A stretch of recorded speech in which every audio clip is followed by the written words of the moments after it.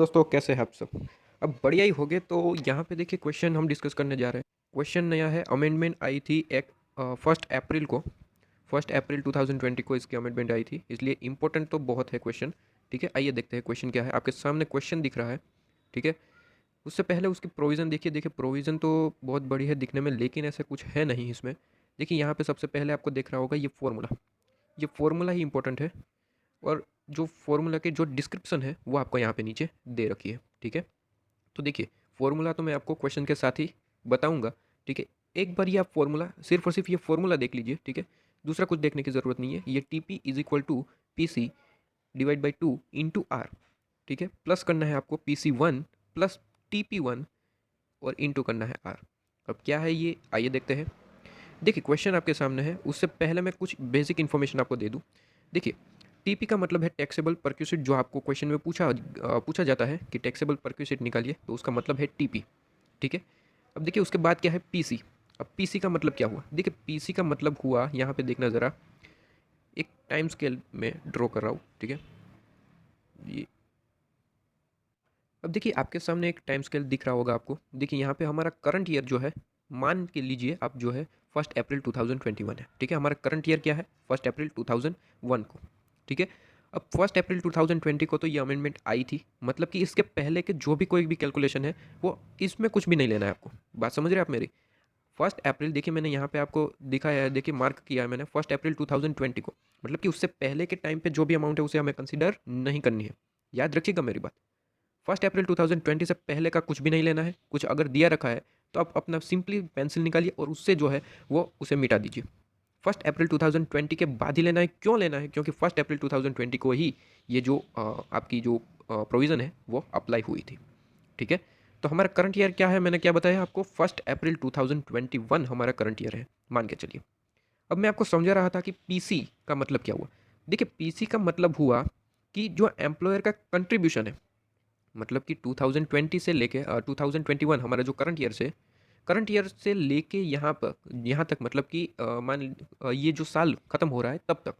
ठीक है, जहाँ तक ये साल ख़त्म हो रहा है तब तक का जो एम्प्लॉयर का कंट्रीब्यूशन जो है वो 7,50,000 से ज़्यादा नहीं जाना चाहिए। 7,50,000 से ज़्यादा नहीं जाना चाहिए। अगर चला गया तो क्या होगा, तो जितना भी अमाउंट गया है 7,50,000 से ज़्यादा, उसे हम पीसी मानेंगे। नहीं समझ में आया, आइए देखते हैं। देखिए यहाँ पे मैंने क्या बताया कि 7,50,000 से ज़्यादा एम्प्लॉयर का कंट्रीब्यूशन जितना भी गया वो हमारा पीसी है। आपको पीसी मानना है। मान लीजिए हमारा जो करंट ईयर क्या है, कहाँ से स्टार्ट हो रहा है, 1 अप्रैल 2021 से। अब साल खत्म होने तक जो एम्प्लॉयर का कंट्रीब्यूशन है वो मान लीजिए 8,50,000 है। 8,50,000 अमाउंट आपका है। ठीक है, तो हमने क्या बताया, 7,50,000 से ज़्यादा जितना भी गया वो हमारे लिए पीसी है करंट ईयर में। ठीक है, तो करंट ईयर हमारा 2021 है, 1 अप्रैल 2021 से शुरू हो रहा है, 21-22 का है, और 8,50,000 एम्प्लॉयर का कंट्रीब्यूशन है। क्वेश्चन में दिया होगा, हम क्वेश्चन भी डिस्कस करेंगे, आपके सामने क्वेश्चन भी है। लेकिन सबसे पहले बेसिक इन्फॉर्मेशन देखिए। तो कितना ज़्यादा गया, 1 लाख। तो 1 लाख जो है हमारा पीसी है। 7,50,000 से कितना ज़्यादा गया, 8,50,000। तो 8,50,000 माइनस 7,50,000। ठीक है, तो कितना गया, 1 लाख। तो 1 लाख जो है हमारा पीसी है। ठीक है, बात समझ रहे हैं, 1 लाख हमारा पीसी है। तो भाई पीसी वन क्या है, यहाँ पे दे रखा है ना, पीसी और पीसी वन में क्या डिफरेंस है। देखिए पीसी और पीसी वन में क्या डिफरेंस है बता रहा हूँ।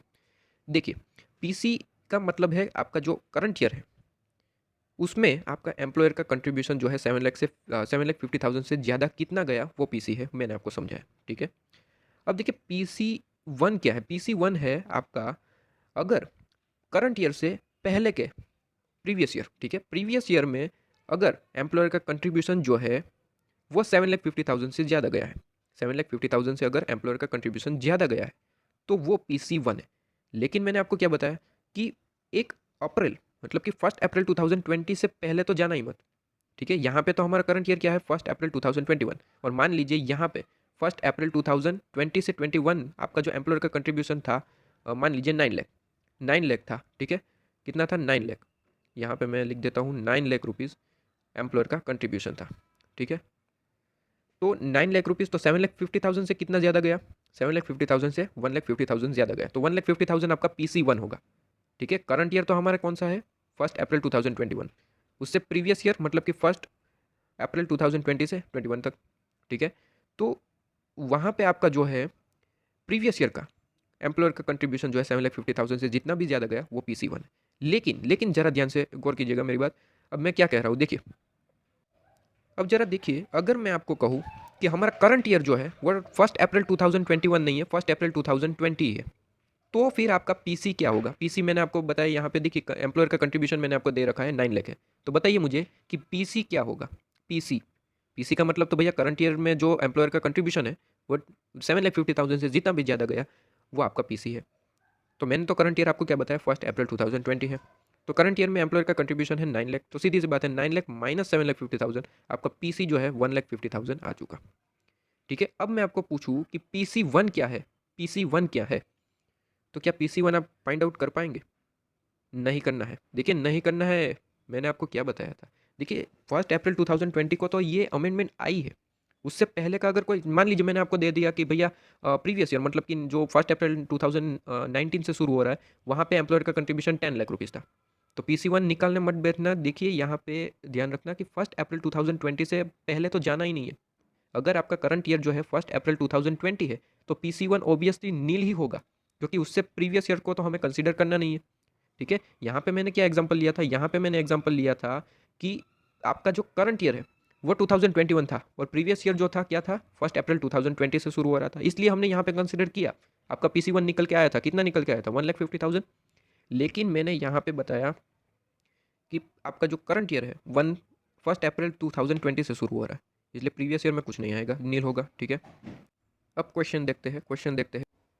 देखिए आपके सामने ये क्वेश्चन है, जो क्वेश्चन यहाँ पे मैंने आपको पहले ही आपने देख ही लिया होगा ये क्वेश्चन तो। ठीक है, वही क्वेश्चन है यहाँ पे आप देखेंगे। अब क्वेश्चन में क्या दे रखा है देखिए ज़रा। क्वेश्चन में सबसे पहले तो आपकी नज़र जानी चाहिए यहाँ पे, मिस्टर एक्स जो अपॉइंट हो रहे हैं मुंबई में है, और यहाँ पे आपकी नज़र जानी चाहिए 1/5/2020।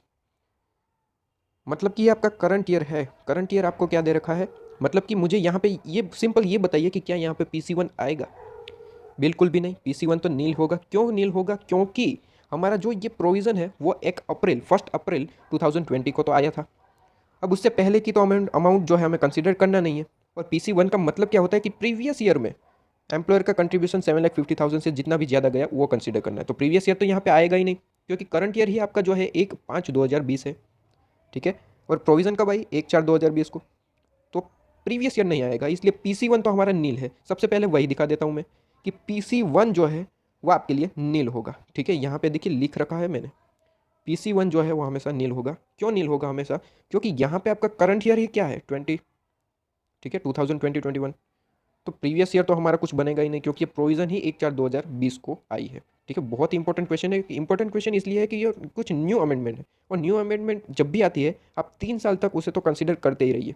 ऐसा नहीं है कि बाकी कुछ देखना नहीं है, लेकिन जो भी अमेंडमेंट आई है पिछले 3 सालों में, सॉरी पिछले 3 एडिशन में, पिछले 3 एडिशन में जो जो भी नई नई अमेंडमेंट आई है उसे आपको कंसिडर करना चाहिए, क्योंकि उसमें से आने के चांसेस थोड़े से ज़्यादा होते हैं, क्वेश्चन आते हैं।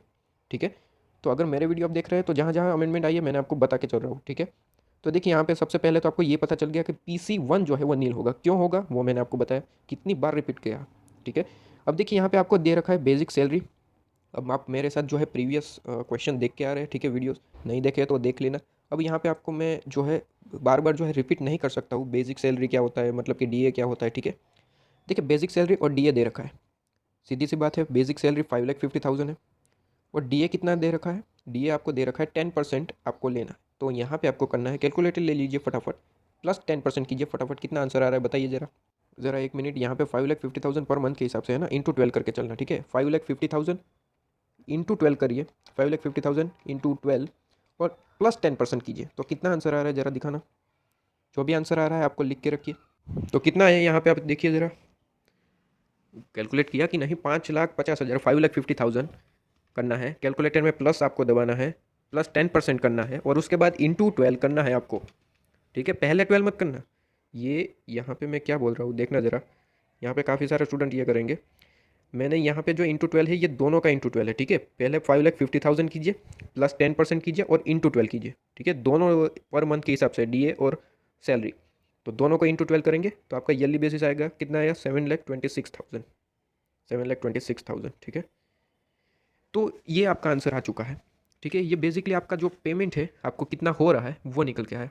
ठीक है, अब आगे क्वेश्चन में क्या बोला है, अब क्या कहा गया है कि ही कंट्रीब्यूट का मतलब जो है एम्प्लॉई है, मिस्टर एक्स के बारे में बोल रहे हैं, एम्प्लॉई है, ठीक है। ही कंट्रीब्यूट 11% ऑफ हिस पे एंड डीएनएस अलाउंस और पे जो यहाँ पे हमने कैलकुलेट किया 7,26,000, उसका जो है यहाँ पे आपको 11% लेना है जो कंट्रीब्यूट करेगा, ठीक है, रिकॉग्नाइज प्रोविडेंट फंड के लिए। लेकिन आगे क्या बोला है कि company also contribute the same amount, मतलब कि जितना अमाउंट, मतलब कि इसका 11% कीजिए, 7,26,000 का 11% कीजिए, कितना आ रहा है, कितना आ रहा है, सही 7,98,600, यही आ रहा होगा ना आपका। एक मिनट, यहाँ पे कितना आंसर आ रहा है आपका, यस। अच्छा, यहाँ पे 7,26,000 नहीं है, 72,60,000 रुपीज़ है, ठीक है। यहाँ पे थोड़ा सा मिस्टेक हो गया मेरा, कैलकुलेशन बराबर थी मेरी और मैंने लिखा भी सेम टू सेम है 72,60,000, लेकिन बोल रहा था। अब देखिए 72,60,000 का 11% कीजिए, कितना आंसर आएगा आपका, 7,98,600, ठीक है। इतना कंट्रीब्यूट कर रहा है एम्प्लॉय, और जो कंपनी है वो भी इतना ही कंट्रीब्यूट करेंगी, यहाँ पे ऐसा कहा गया है, ठीक है। आगे क्या बोला है कि जो एक्यूमुलेटेड बैलेंस है रिकॉग्नाइज प्रोविडेंट फंड का 1/4/2021, मतलब कि ओपनिंग बैलेंस जो है आपका 15,35,000 है और क्लोजिंग बैलेंस 33,55,000 है यहाँ पे। और कहा है कि यहाँ पे आपको जो है कैलकुलेशन करना। अब यहाँ पे इंपॉर्टेंट बात शुरू हो रही है, क्या है देखिए, सेक्शन 17 टू जो सेक्शन 17 सब सेक्शन 2 और क्लोज आपको यहाँ पे कहा गया है 7, वो कैलकुलेट करना है, और यहाँ पे 7A कैलकुलेट करना है। देखिए दोनों का मतलब क्या होगा, बड़े ध्यान से दिखना है, ये मैं मिटा देता हूँ, ये आपको पता चल गया है, ठीक है।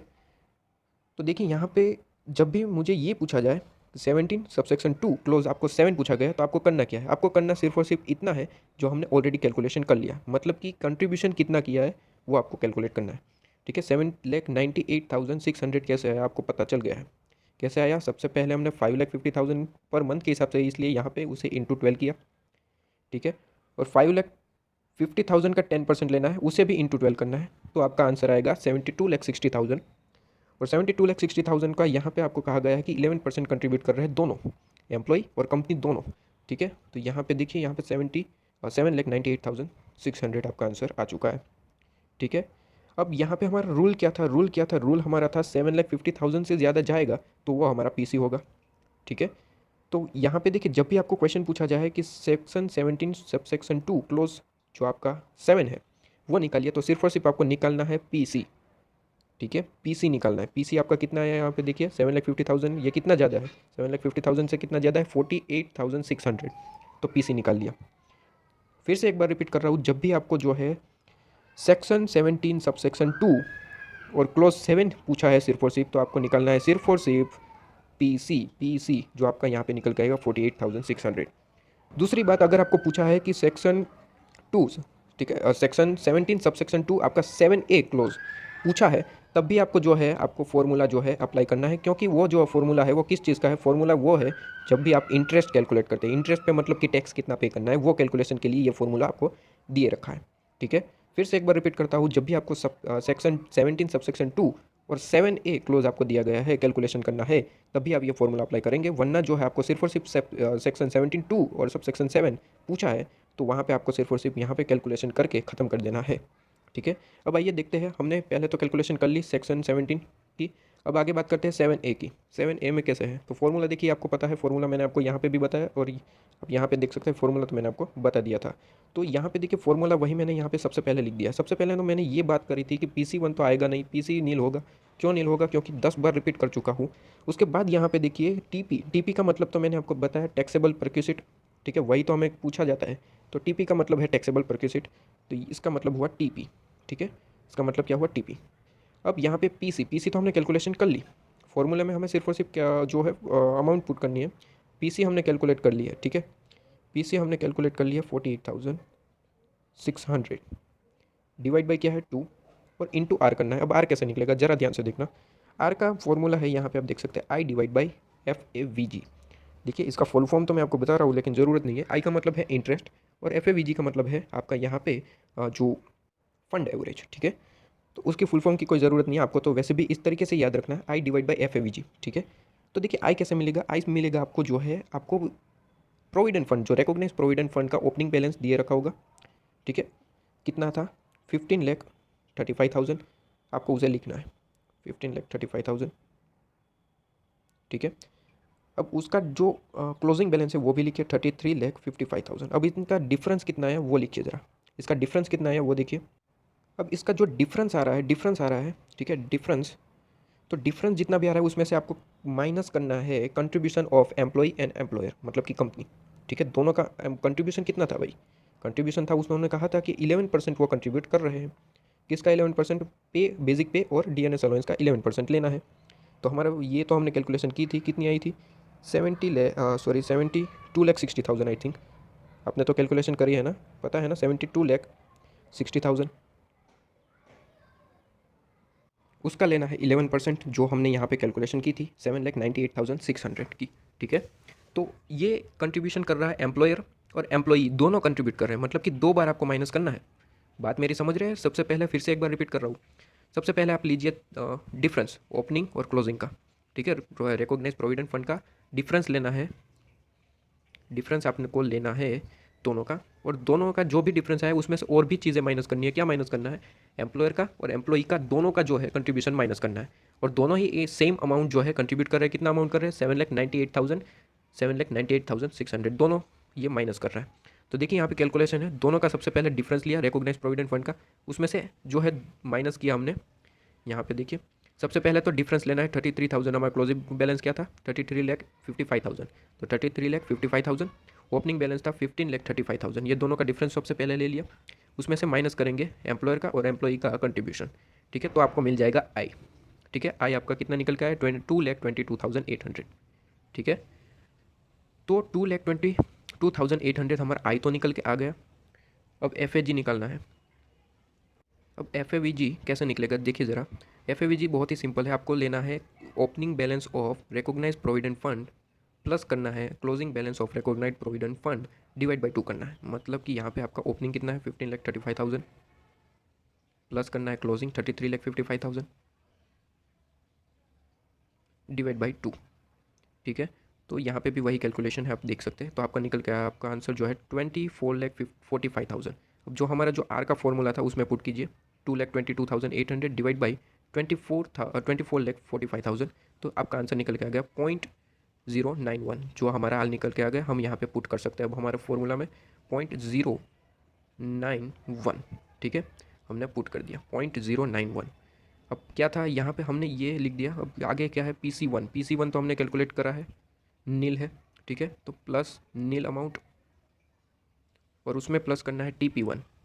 अब देखिए TP1 क्या है, TP1 जो है वो प्रीवियस ईयर का हमें टैक्सेबल परक्विजिट निकालना होता है। जो हमारी ये फॉर्मूला है वो प्रीवियस ईयर के लिए भी आपको कैलकुलेशन करना होता है, लेकिन हमारा जो करंट ईयर है वही हमारा 2020-21 है, इसलिए प्रीवियस ईयर को तो हमें आएगा नहीं।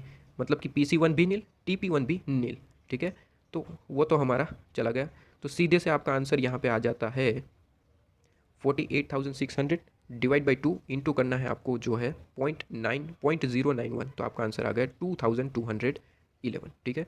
2 बार इस वीडियो को देखना ज़रूर, बहुत ही कॉम्प्लिकेटेड हो सकता है आपके लिए क्वेश्चन, वैसे तो ईजी है लेकिन कुछ है नहीं इस क्वेश्चन में, ठीक है।